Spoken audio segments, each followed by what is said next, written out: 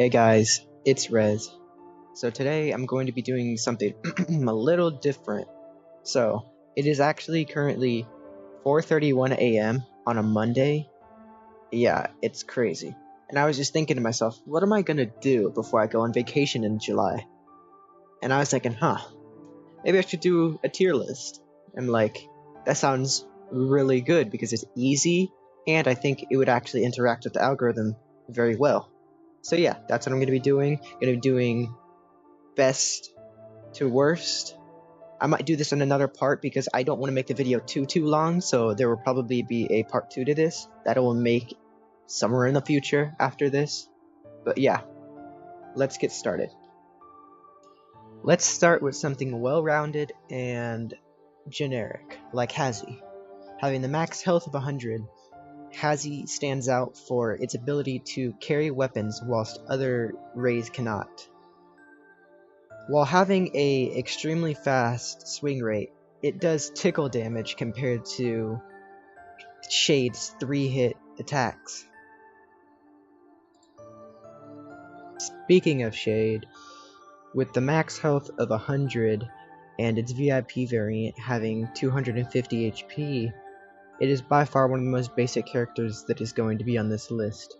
Though being basic, it does have some unique traits, like Discombobulate, which will stun a player for about 2 seconds and deal 26 damage.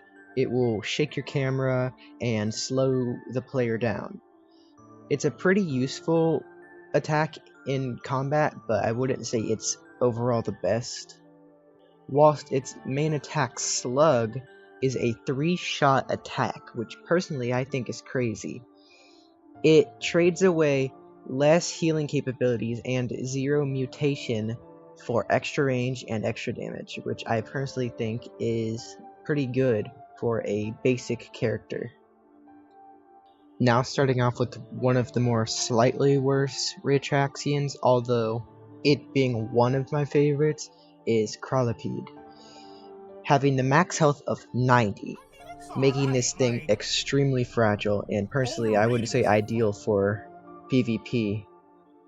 It makes up for having multiple abilities which are pretty hefty and strong. Its normal attack ability does about the same amount of damage as most raytraxians in the game, though it also has Claw, which allows the player to lunge at other players to hopefully hit them. Though the downside is that it does less damage and it disables the regeneration of the player for a short amount of time. Though its grab ability is pretty underwhelming, being so weak that players are able to walk around whilst being grabbed by them, only to the exception that the player is slowed down a little bit. It's a pretty useless ability, if I'm going to be honest. You know, you could just walk right into the force field and kill it. So, Ghost Fox.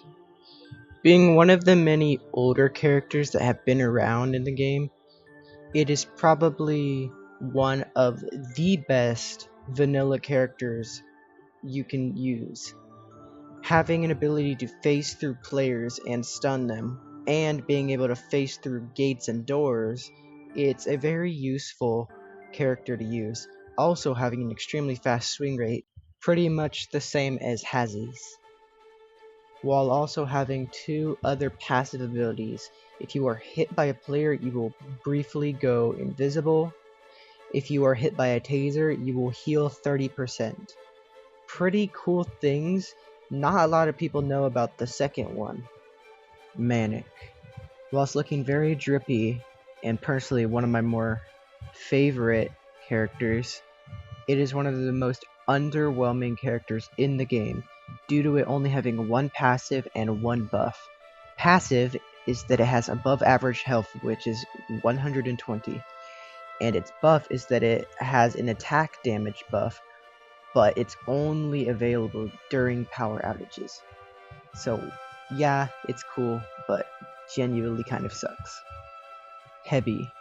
I wanted to save the best for last, having above average health of 130. It by far has the most passives out of most characters in the game having about 5 to 6. Hebi has the ability to block long pipe, but the chances of it varies. If there is no current event like power outage or blackout, there will be a 50% chance. If there is a power outage, it will be 70. If there is a blackout, it will be 85%. So it's good balancing, unlike back then where Panther continuously blocked scythe swings. Yeah, it was annoying. Hebi also wields the ability to use Claw, but to the exception where it highlights players, most likely to use during Blackout where visibility is limited. There's also the ability to use Prepare, though I have not personally had good use with it. It highlights players in certain areas, but I'm assuming you have to be in a certain area to use it. I could be wrong though. Anyways, that concludes the video. I actually finished this ahead of schedule and I put a lot of time onto this. There probably won't be another part 2 until I get out of vacation, which will probably be in the next 2 weeks. But yeah, see ya.